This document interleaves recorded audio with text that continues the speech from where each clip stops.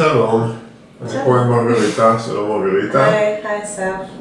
אז למרגריטה יש בית ספר ללימוד גרמנית, Easy German, בתל אביב ובירושלים, וחלק מכם מכירים את מרגריטה, חלק לא. עכשיו נכיר אותה קצת יותר ונשאל אותה קצת על לימוד גרמנית בישראל, למה אנשים לומדים גרמנית, נקבל ממרגריטה טיפ ללימוד גרמנית, ואני גם אשאל את מרגריטה שאלה שתמיד עניינה אותי, מה קורה עם סימן קריאה בגרמנית? כי תמיד גרמנים רושמים לי סימן קריאה ולי זה נראה מאוד אגרסיבי, ואני אבקש ממרגריטה שתסביר לי את זה. אז מרגריטה, ספרי לנו קצת על עצמך בבקשה, איפה נולדת, איפה גדלת, איך הגעת לישראל, קצת חיים שכאלה. אוקיי, אז אני נולדתי באוקראינה וגדלתי בגרמניה. באיזה גיל הגעת לגרמניה? זה קצת קשה לי לדבר בעברית. כן? כן, אולי נעשה באנגלית. תעברי פשוט לאנגלית. אוקיי. Okay, so I was born in Ukraine and then I grew up in Germany. My parents moved to Germany when I was 10. So I lived in Germany 20 years. And then I just came to Israel 6 years ago. So I live here for 6 years already. How did you decide to move to Israel? A lot of people asked me this question. Since I live here, I heard this question so many times, and every time I had a different answer. But I think the truth is that I was looking for some change. Okay. And I think this is good for. I think that I understand the Israelis why they want to move to Germany, because a lot of them are also looking for a change, I guess. Okay. So, and I like Israel. Okay. And what is the difference for you between Israel and Germany? Is there something in the behavior of people that you can put a finger on? Well, everything. It's just completely different world. The Israelis are much warmer, they are much more emotional, they are loud, and I think that the main thing that I like here is that Israelis are very warm people. Which you cannot say about Germany, and they care for you. Sometimes a little bit too much, but it's nice when the people care for you. Yeah, and the point of Israel is being loud. I noticed that in Germany that sometimes I sit in a train with Israeli friends and we talk to each other like in normal volume, but people around us looking at each other like that, like people are really shocked. Yes. So yeah, the volume is really different. Yeah, that's true. That's true.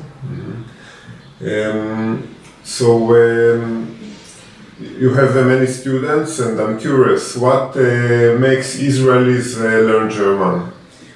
A lot of things. So basically, a lot of Israelis want to move to Berlin. This is one thing. Berlin is like a trend. And a lot of people have a German girl boyfriend. And they also either want to move to Berlin, or the girlfriend or the boyfriend is moving to Israel or lives with them in Israel. Also, the families of those people want to speak with the parents of this German girlfriend and boyfriend. Oh, really? Yes, yes. Also, they learn German because they want to speak with the families. And people have a business in Germany, they buy apartments, so they go there, they want to speak a little bit. Then I also teach in companies. For example, I teach at Mercedes and at Volkswagen Group, and they because they have German colleagues and managers. Yes, they want to understand what they tell behind their backs. Yes, for example. Yes, and Yes, some people learn just, a lot of people have a German passport or an Israeli passport, so they want to move, so a lot of reasons. Mm-hmm. But these are the basics, I think. Okay. You also mentioned a difference that you noticed in the Israeli students comparing to German, that as I also told about myself, that they start speaking German very fast, right? Yes, Israelis, I think also because Israelis know a lot of languages. There are people that they just learn German as the first foreign language. For example, a lot of Russians, they don't know any foreign language, so this is the first language they learn. But Israelis, they know at least 2-3 languages. They know English, they know Hebrew, some of them know Russian, some of them know something else. So they learn pretty easily. And they start speaking very fast. They're not afraid. Most of them, not everybody, but most of them are not afraid to speak. Mm-hmm. So they start speaking, and they're not afraid of making mistakes. And they don't have this barrier like a lot of other, like Russians, for example. They have more this. They think too much, and Israelis don't think. Not everyone. Yeah. So we have this Israeli chutzpah. But in this case, it's good. In this case, it's good. Yeah. This is also my experience. I started talking from the really start when I could hardly say anything. I could hardly understand anything. So it was good because that way I was missing words, and I went and looked up the words, or I made mistakes, people corrected me. It was good, but it also created, maybe it was a bit too early because I also had some misunderstandings because of that. But yeah, I think in general it's good. But this is how you learn. That's how you learn. You see, for example, I was afraid to speak in Hebrew with you, although I know that I can, but I know that I will make mistakes, and I'm embarrassed of making mistakes. Mm-hmm. Yeah. Not like my students. Yeah, so that's a good example. Yeah. Mm-hmm. Okay, so can you give a tip for Israelis who learn German? So I think I have a lot of tips, but one of the things that I always try that I'm always telling to my students, don't use too much Google Translate, because Israelis love Google Translate, but there are some there are some problems with it. So, for example, Google Translate doesn't give you the gender of the words. You need to, and also. Sie and du is also. Sitzen und dutzen also, I don't remember, I think Google Translate is usually Z, which could be sometimes strange. Google Translate is not so accurate, but that's also not the main point. The main point is that you need to think by yourself and to build sentences by yourself. Mm. And if you just put something into Google Translate, it does all the work for you. Makes you lazy. Makes you lazy and less thinking, and you don't learn as you would learn if you would look every word separately in a dictionary. I recommend to use Leo and to build sentences by yourself. You build a few sentences, then it's easier and easier and easier, but Google Translate just does the work for you, so it's not good. Okay, it's like using Waze, and you get to the point, but you don't know where you are at all. You don't know the environment anymore. Yeah, so that's true. I always walk with Google Maps. And I don't know around yet at all. If I don't have my phone, I'm totally disoriented. The same for me.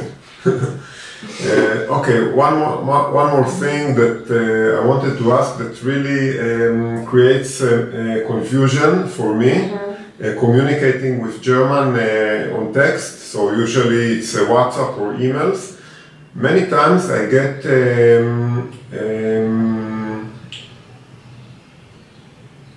now I was confused, exclamation mark. So I have sentences with siman קריאה. Ausrufezeichen. Ausrufezeichen. So German tend to use it really a lot, and I know that in Hebrew and also in English, when you use siman Kariya, Ausrufezeichen, between people, usually it means that you're pissed off, that you're mad, the other one did something wrong, you're angry, and many times with German, I'm not sure, did I do something wrong? What happened? Why do they put this Ausrufezeichen, this siman Kariya? So, how is it in German? When do people use siman Kariya? It's a very interesting question because nobody ever asked me this, and I never thought about it. So, it's just an expression of an emotion. It doesn't have to be negative. It can be, I can say, wow, cool, and put an Ausrufezeichen. Or I can say, wir treffen uns heute oder nein, morgen, Ausrufezeichen. Because I forgot that heute I'm busy, so wir treffen uns morgen, Ausrufezeichen. So it's just like an emphasis or an emotion, maybe because it's difficult for Germans to show emotions, otherwise I don't know. So it's totally normal. Okay, so it doesn't mean you're angry, right? No, it can mean, it depends on the context. Okay. Sometimes it can mean that you're angry, but it doesn't have to. Okay. Okay, good to know, now I understand better. Good. I was confused about it many times. It's interesting. Okay, so yeah, we learned something, I learned, maybe you learned also. Course. And yeah, thank you very much, Margarita. It was interesting to hear, and good luck if you want to learn more about Easy German, Easy German COIL, also the Facebook page, and yeah, you can contact Margarita and learn about the courses and the private lessons and everything. Dankeschön. Dankeschön. Tschüss. Tschüss.